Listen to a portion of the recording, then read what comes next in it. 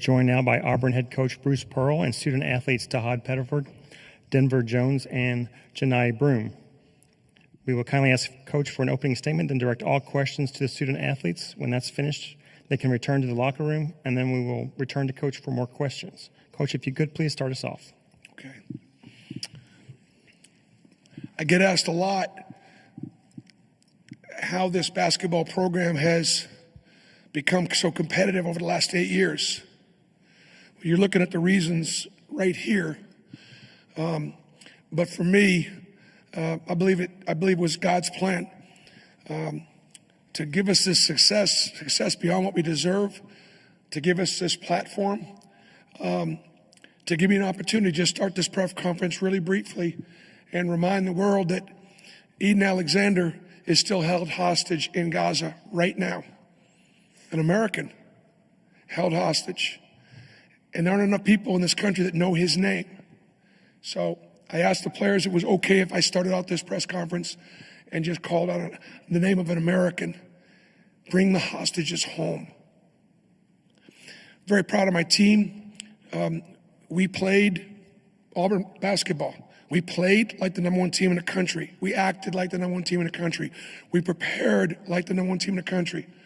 We talked a little bit about game one and not giving the kind of effort and energy that was required, and not really trusting one another, sharing it, and the sacrifices that need to be made. Tonight, we put all that behind us, and the guys did a phenomenal job on both ends of the floor. My congratulations to Creighton on an incredible year. They have a wonderful coach. They've got some tremendous seniors. Ashworth and the big fella just had great careers. But this guy sitting right there in the middle, Denver Jones, I've been telling everybody he's one of the best defensive guards in all of college basketball, and he proved it tonight with the effort and energy that he put forth, and obviously making it really hard for their best player to get any kind of open looks. And this guy right here to my right is fearless. And seniors on this team trust him, and so does his coach. And that guy down to the other end, you continue to see night after night while he's the National College Player of the Year, in my opinion. So it's all about these guys right here. We'll take questions for the student athletes now here in the end in the front row on the left. This is for Denver. This is Chris Dortch from the Blue Ribbon College Basketball Yearbook. Yesterday, Creighton coach Greg McDermott said whoever guards their point guard is going to be tired. Are you tired? Not even gonna lie, I was pretty tired after the game. It was a lot of work chasing him around them screens. But you got it done, and you slowed down their offense in the second half. Can you talk about how that got done? Honestly, just putting forth effort and energy. We talked all day about the type of team that we're about to play and the things that we needed to work on. And then coming to this game, I feel like you could feel in the air that today was a lot different than the other day. And we came out here and we proved it the second half especially. Staying here in the front row on the left. Michael Giddens, the War Report, Auburn. Tahad, another big game. You led Auburn in scoring today. Can you talk about what was working for you so well out there on the court today? Just playing through our offense. We knew the shots that we were going to get, so just getting in the gym, working on those type of shots, being ready for the situation. And my guys, they helped me get the ball, get me open, and helped me find the shots that I wanted to get. Third row here on the left. Gary Graves, Associated Press. Tahad, I guess Chad Baker-Mazara was kind of the table setter for you in that second half. When he went out with the hip injury, was that when you kind of thought, I need to pick up the slack? I mean, everybody kind of picked up the slack on the bench for you guys. Definitely. Losing a guy like Chad, he's playing so well. He's a big part of the team. So to see him go down, everybody knew that they had to step up and do what they had to do to get the win. Front row on the right, please. Denver, you came to Auburn mostly considered a scorer, and now your coach says you're the best defensive guard in the country. Could you just, I don't want to call it a transformation, but just that journey, could you just talk about that and what it takes for you to say, okay, maybe I may not score as much, but I'm going to help my team win this way? Man, just honestly, that was the main reason why I came here. I came here because I wanted to win, and I knew the system. I knew the type of players that I was going to have here at Auburn. And coming here, obviously, defense, the way we play defense is challenging already, just transferring from another school. But one of the things I really wanted to fix, I just wanted to be one of the best two-way guards in the league. And that was just one of the main things that I focused on, especially this offseason. Staying on the front row on the right. Tonight, you guys were able to control the boards. Only 4 offensive rebounds for them. You and Chaney and I think Dylan had 24 rebounds between you. They had 27. How important was that to limit those second shot opportunities for an offense like Creighton? I mean, it was very important. I think that's just everybody being bought into wanting to win. Obviously, you got to contribute to be on the court. So if that's what we got to do is rebound in basketball while our guards are, having great games. Denver, Tahad, Miles, Chad, those guys. We have to rebound the basketball in order to, impact the game. Have time for 2 more questions for the student athletes here in the front row. Janai, Michael Ginswar, Port Auburn. It's not often that you don't hit double figures in scoring. Your teammates really stepped in to help fill that void. Can you talk about the trust that you had in them to be able to help carry the load offensively tonight? For sure. I didn't have a good offensive game. I shot 4 for 13. But that's okay. I came here to win. This season's about winning. I know my teammates got my back, and they know I have theirs. So, my shots weren't falling, so I just try to do whatever I can to impact winning, and I'll let, everybody else do the scoring. And the last one, the 4th row on the left. Ryan Hennessy, NBC 13 in Birmingham. For Janai, what does it mean to have someone step up like Tahad the last 2 games, 16 and 23 down the stretch, ascending to the Sweet 16? So, bro. Now, he's a special freshman.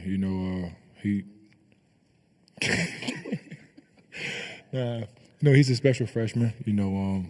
He understands the game. He's learned a lot from the older guys, and he knows when the time that we kind of need him to step up, and he steps up to the challenge. A lot of the times for us. But that's what you expect out of a guy like him. Thanks for your time, guys. We appreciate it. Congrats. Happy birthday, Mom. Had to get that out there. Okay, questions for Coach? 4th row here on the left.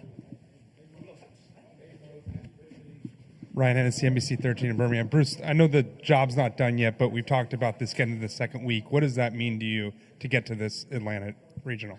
Well, I mean, as I said yesterday, Thursday was the first NCAA win for a lot of our team, a lot of our guys. We haven't been past the first weekend since 2019 when we got to the Final Four.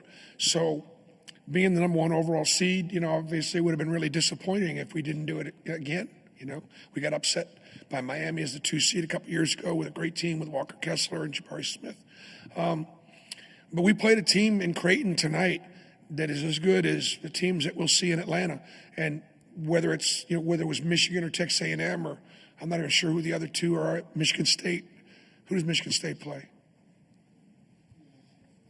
New Mexico? Okay. There'd be great teams in Atlanta, but we knew that Creighton was going to be as good as anybody we would see on the road to the Final Four. I feel that way. So hopefully this is something that we can build on. Here in the front on the left. Coach, he got hurt early into the second half, but Chad Baker-Mazara scored 12 points in 6.5 minutes to get you started. Can you talk about the effort that he gave you in a game that you won ultimately by 12 points? Yeah, I mean, Chad was being guarded by a freshman, and Jackson McAndrew, who had a great offensive game, but Chad had the advantage, and we were able to get him in a ball screen action where he was able to turn corners and get downhill, and score the basketball. And I thought in the first half, where we weren't shooting a very good percentage, the guys were going downhill, and I don't want to say they were trying to draw fouls, but we were winding up being on the floor, and the fouls weren't called, and that was not good. I thought in the second half we stopped that, and we just went down there and tried to get buckets. And Chad, obviously he's a $175 soaking wet, and he's got a bony ass, and so when he lands on the ground, bam, It's wood on bone, and so he probably got a pretty good bruise. Hopefully that's all it is. Front row on the right. Bruce, especially Tahad and Denver got downhill, got to the lane and scored. How important was that to be able to take the ball to the basket with those two guys especially? Well, when you go up against drop coverage, obviously you're going to be able to get a ball screen and you're going to be able to turn corners.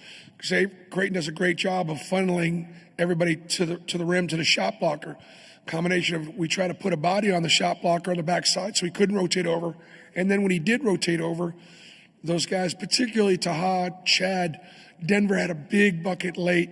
We're able to get in the lane and make buckets. And then we had some backside rebounding there to take advantage of the shot blocking. So it was a very simple game plan.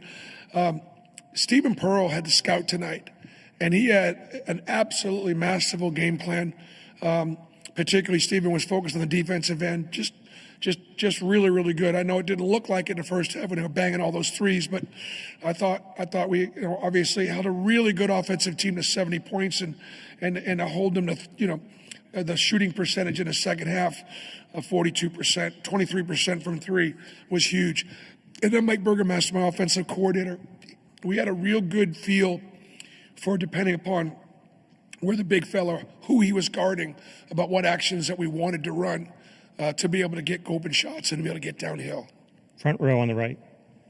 Chad Winch with the Barn Media Group. Coach, how does having a core group of seniors give you an advantage in a win like this? Well, I think it's always an advantage when you have older guys, but my older guys haven't been here before. Creighton's been in the Sweet 16 4 out of the last 5 years. Those guys on that team have been in the Sweet 16 for 3 or 4 of the last 5 years. I don't have anybody on our team. And one of the best performers in the second half was a freshman. So some of that experience thing, it's important, but it wasn't the factor tonight.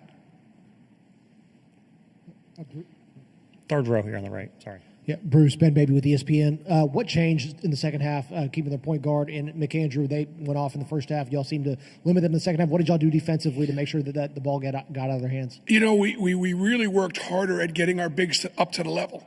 Like even when we talked about in the first half, our bigs were still playing too far back from their men and not able to get out there and impact those ball screens and keep Creighton on the perimeter. I would say fatigue could have been a bit of a factor in the sense that the way we guard kind of makes Creighton have to work really hard to get open and to get looks, and it does take its toll a little bit. I thought our physicality on the rebounding and our physicality just being bodies on bodies, I think they were a little fatigued in the second half. Third row here on the left. Kind of following up on that, first, Gary Graves, Associated Press, but following up on that, what was the one thing that you saw in the first half that, I guess, in the absence of your shooting, you were getting rebounds and stuff? Did you just kind of tell them, just go to the boards harder and good things will happen on the other end? The halftime talk was easy. Guys, they've banged 9 threes. We've missed a couple of inside shots. We're shooting 30-something%, and we're down, a bucket? Are you kidding me? Creighton's got to go into the halftime going, how are we only up 2 points? We shot well, we executed well, we made 9 threes. We should be winning by double digits. But we made some offense out of our defense, and we were more dominant on the boards, particularly got some big offensive rebound baskets. So we found a way to try to manufacture enough points to still be in the game. I thought we were in great shape at halftime, considering how well Creighton played, and the margin was what it was. We'll try to get 3 quick ones in here. Front row on the left. Yeah, Bruce, Ed Peak, CBS News. They wanted to know, and I already sent that piece about the hostages. Forgive me for not doing my homework on this, but what made you say that and got you to, do you have friends, or is it anything that you... I think what made me say it is, again, it starts, with my faith, and it starts with answering the question, why has God blessed Auburn and this basketball team the way he has all season long? And honestly, it's to, I think, put us in a platform of, in this case right now, myself, as a Jewish American who loves his country more than anything else in the world. My grandfather came over here at 11 years old in 1929. He became a citizen when he was 32 years old. He said it was the greatest day of his life. This Jewish American loves his country more than anything else. At the same time, over in Israel, that's our ancestral homeland for the Jewish people, and it's under attack. It's under attack. It's under siege. Create your own sunshine with Jergens Natural Glow Instant Sun Mousse and embrace a summer tan in 60 seconds for an instant natural-looking color that glows on for days. That's the feel-good feeling of Jergens. Southern fried chicken or shrimp? Why not both? Who's got the sauce? Zaxby's. And they say they want to do it again and again and again. We have Americans that are held hostage in Gaza right now. It's unacceptable. And President Trump has called it out, and he said, if they would just free the hostages, the killing would stop. Free the hostages, and the killing will stop. And that's up to Hamas. We have time for one last question here in the front. Thank you for the questions. Thank you. Coach Michael Gittens for Auburn. This was the first game this season that Creighton lost when they shot better than 36%. They were 11-0 and shooting 36% or better from three. They shot 44% tonight. Can you talk about the efforts to try to run them off the three-point line and continuing to play Auburn basketball when they were shooting so well from the perimeter? Yeah, I thought they banged some shots. They got some 50-50 balls and some inside-out things. Like 2 or 3 of them were just sort of not necessarily offensive sets. They got some stuff in transition. You know, and we recognize that they're making 12 threes, and they got their 17 assist average. But obviously for us to be able to score 82 and shoot 60% in the second half, I thought we controlled the game in the second half with our offense. Again, played like we've been playing all year long, just sharing it. You know, Coach McDermott told me after the game, he says he recognized we got a really good team. So do they, and our guys played up to their ability today. I'm very proud of them. Thanks for your time, Coach.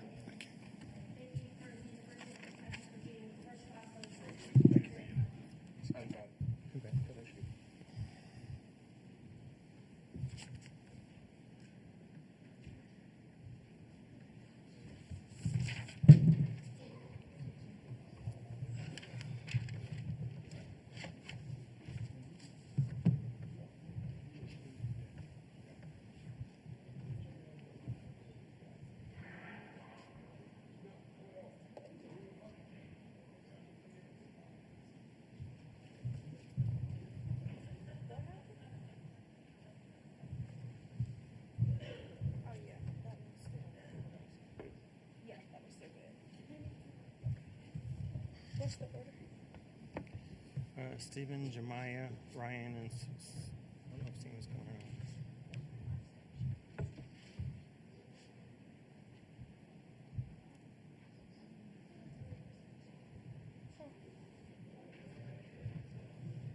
You said Jemiah, Ryan, and Sandy.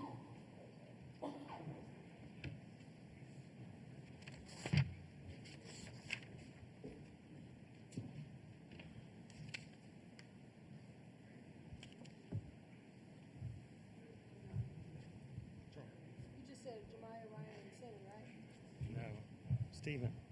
I'm sorry, Stephen Jemiah.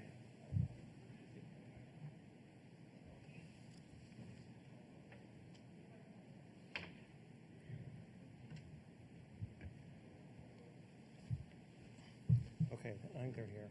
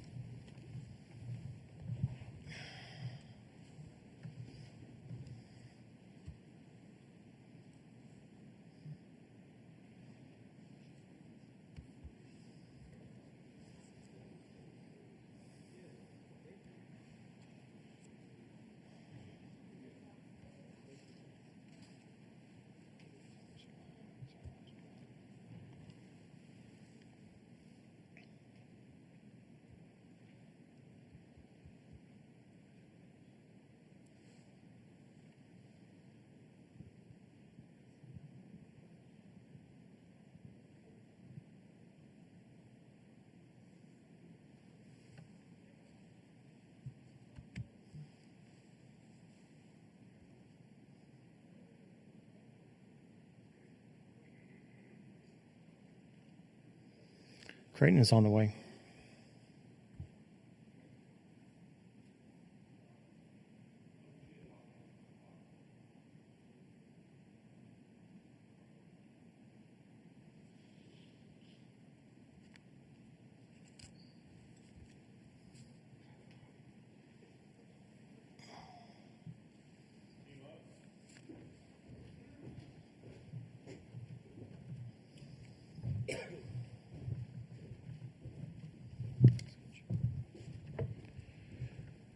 We're joined now by Creighton head coach Greg McDermott and student athletes Stephen Ashworth, Jemiah Neal, Ryan Cockbrenner, and Sammy Osmani. Coach, if we could please start us off with an opening comments, and then we'll take some questions for the student athletes. We lost to an outstanding team, and we recognized we were going to have to play a pretty perfect game if we expected to win. And while we weren't perfect, I certainly applaud our effort. And we came into the game, trying to make it tough for Broome, and I think we did that. We didn't want Kelly to get a lot of clean looks, and we were able to accomplish that. But, Baker Mazzara, Denver Jones, and Pettiford absolutely got us, got us in space. If you'd have told me before the game that Kelly was going to have 5 and Broome was going to have 8, and we were going to shoot almost 50% from the field and 45% from the three-point line, I would have probably told you we'd have won, especially the fact that we assisted on 17 out of 25 baskets and held them to only 11 assists on 30 baskets. But their ability to do things off the dribble was very, very effective. And, really proud of this group, proud of these 4 seniors. They've been selfless. They've done so much for this program in their own ways. And it's absolutely been a pleasure to coach this team. This has been a great ride that they've taken us on, and I couldn't be more proud of them. Questions for the student athletes here on the left? Gary Graves, Associated Press. Question is for Stephen. The defensive adjustments by Auburn in the second half, what kind of things, I guess between, kind of switching guys off of you, but how was it kind of affecting just the perimeter game? Was it appeared to be kind of pushing it out, or was it just kind of making sure you all just didn't get set? Yeah, I think a lot of it, especially in that second half, was more switching on their ball screens, keeping the bigs up high as opposed to maybe the bigs showing and then trying to get back to Kalk, as great of a rim threat as he is for us. And so in the first half, a few more open looks around the perimeter off of ball screens. And I think that then in that second half, definitely they were trying to meet those ball screens higher, and then any dribble handoff or other action, switching it. And if we tried to get it to Kalk up high and run some of our motion, also denying any of those cuts and forcing us to really back cut towards the basket and pushed our catches out for sure, which limited our three-point efficiency, I think, in that second half. On the right here in the fourth row. Matt DeMarinis, White and Blue Review for Ryan. Are you in a different state of mind right now compared to the way some other seasons have ended, I guess? Are you just trying to appreciate, the last few moments of your Creighton career? I'd say definitely a little bit. This year in particular has been a really, really fun and rewarding year. This team has been such a joy to be around, and when I made the decision to come back all the way in the summer, you think you're making the right decision when you make it, but you don't know for sure. And then, sitting up here today, obviously, season ended a little bit sooner than we wanted it to, but it was definitely the right decision. It was mainly for all the things that happened off the court with this team and how we bonded together and how, I have family for life and that with them. So definitely taking it all in and enjoying the last moments with each other like this. I mean, we're obviously still going to stay in contact with each other and still be friends for the rest of our lives, but, just trying to take these moments in. Any other questions? Here on the right, third row. John Walker, Omaha World Herald. Stephen, just kind of on that same note, what's going through your mind now that your Creighton career has come to a close? I think the first word would have to be gratitude for the experience and the opportunity to put on this uniform and represent a brand and a tradition like this and play for Coach Mack. And can't do any of this without my teammates and the incredible brothers that they've become, and the uncles that they've become to my son Tommy, and all the joy, like Calk said, off the court. It's sad that it's over, but at the same time, we can be happy that it happened. Staying on the right, fourth row. Jemiah, yesterday, you told us that in some way it caught you kind of off guard, the bond that you ended up having with this team, that it wasn't something you necessarily expected to happen. As you're out there battling tonight and the seconds are ticking away, what are you going to remember about what this year represented and I guess how it fulfilled your last year of college basketball? I'll definitely cherish the time I had at Creighton a lot, especially as I get older, just thinking about it. And obviously, with it only being 1 year, I feel like I just got here, and now it's already over. So that's kind of what I was thinking as the seconds were going down. Like, damn, my fault. Sorry, but I was like, dang, like I remember just coming in, just meeting Coach Mack, just thinking like, dang, I didn't know he was this tall. And now, like, I feel like he's been such like a father figure to me, somebody that I'll always call on, not even just on basketball, but just advice on being a man. And these guys, when I become a dad, I'll probably call Steven and ask him how he started, like just little things like that. And I feel like the bonds I've built here, they're going to last forever. So that's where I'm at with it. One last question for the student athletes. John Walker, Omaha World Herald. Sammy, what have your 5 years meant, and what is it meant to have this run with this team in your farewell tour? Man, 5 years have been extremely special. Being around these dudes, especially this year, I think this team's been the most special team I've been a part of. It's been a joy to be around these guys every single day and practicing. I felt like I think I did a great job of staying in the moment this year. I knew it was going to be my last year, taking it all in. But there's definitely some more reflecting to do. There's so many different memories I could pick out, but just overall, it was just a pleasure to be around all these guys. And unfortunately, we ended short today, but I think we, played with class throughout the year and did the right things, and just ended short. So, yeah. Okay, guys, you can go ahead and return to the locker room. Thanks for your time. We'll take more questions for Coach here in just a minute. So you remember how to spell your name? Yeah. Jemiah. Okay, raise your hand, please, and we'll get some more questions for Coach. Fourth row on the right.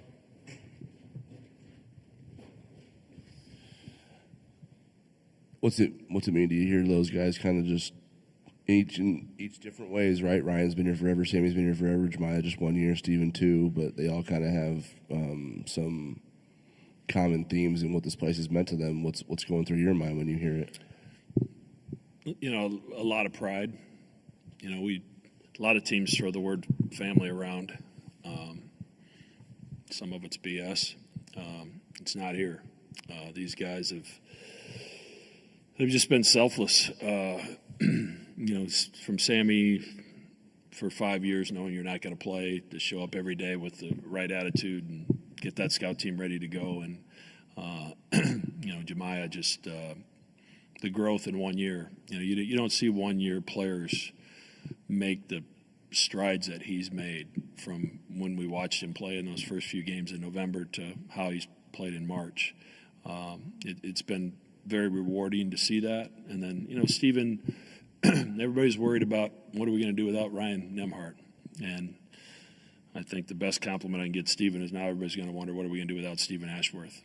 His fingerprints are all over the last 2 years, his positive leadership.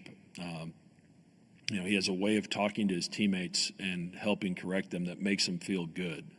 And that's quite a trait to have. And he shows up at practice with the glass half full every day. And even when us as coaches maybe are a little bit down about the last game, it's hard not to be fired up and ready to go when you see Steven's approach in practice. And then, Ryan, we live in an era of self-promotion, and that dude has no agenda for himself, zero.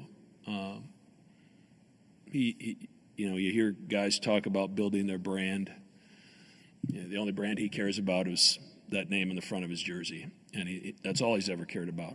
And as I told him in the locker room, I remember watching him in that gym in St. Louis, tripping over himself and wondering, can we make a player out of this guy? And just to see what he's done and how he's done it, and how his leadership evolved and his confidence has evolved. He for 2 years he wouldn't even ask a girl out on a date, let alone think about marrying somebody, and now he's got a wonderful wife in Rachel. So it's been an absolute pleasure. The journey's been incredible with this group, and especially where we started, in December. Our margin for error was gone because of a lot of things that transpired in November and December, and we played really well in a good league and in the tournament to take that decision. There was no decision on whether Creighton was going to be in the NCAA tournament, and then we fought a great team for 30-some minutes before they kind of got away from us. Third row on the right. Mac, you've talked extensively throughout the season about how much Ryan has meant to you guys through the last 5 years and kind of this ever-changing landscape, that he's become somewhat of a son to you. What is it like to have that last embrace with him, and now that it's all over? Yeah, I mean, it's hard. Hard on one hand, sad on one hand, but so prideful on the other. Like, just to see how far he's come, and the way he's carried himself, and he's won more games than anybody that's ever worn a Creighton uniform. He's won more NCAA tournament games than anybody that's ever worn his uniform. I mean, his jersey will hang in the rafters someday, and he cares absolutely nothing about any of that, zero. And that's what makes him so special. He's just his leadership this year with this team when we were struggling, like, he just was an everyday guy. And all you can ask for your leaders is everybody else in your organization needs to know what to expect from you every day. And that never changed with Ryan. It never changed with Steven. But he's become like a son to me because we've been through a lot together. He's always had my back. I've always had his. And I'm obviously going to really miss him, not just on the court, but our relationship off the floor. Fourth row there on the right. Abby Gallant, the Creightonian. Coach, these players played their hearts out all the way up until the last second of this game, and it's been that way the whole season. What does that show about their attitudes and just the way that they've played up until the very last minute of their season and career? They really care about this program, and they really care about this university, and they're very grateful for the support that we receive. 17,000 people every single night, and the way our booster base have stepped up to support our program in so many ways in this ever-changing landscape. You can't have a successful program without tremendous support, and we've got some of the best, some of the people that have been with us through thick and thin. It's been incredible, and that's why it's easy for these guys to go out there and lay it all on the line. And like I said, in this world that we're living in now, where things are becoming so transactional and everybody's looking for the best deal. Ryan Kalkbrenner could have left a couple times, and he never even thought about that. He had to make a decision whether to go in the draft. But in terms of, chasing a higher number somewhere, like, he never thought of that. And all these guys, it's never become an issue. Their teammates are the only thing that's important to them, and representing this university in a first-class manner. And it's those days are harder to duplicate in the world we're living in, and that's why these four are so special. I hope in a few years I'm still saying the same thing about our leadership, that it's been selfless and it's been about the name on the front of the jersey, but that's becoming increasingly difficult. Anything else? Coach, we appreciate your time always. Thank you. Thanks, Coach. Appreciate you. You guys have been great hosts. Thank you. Sorry about your wait.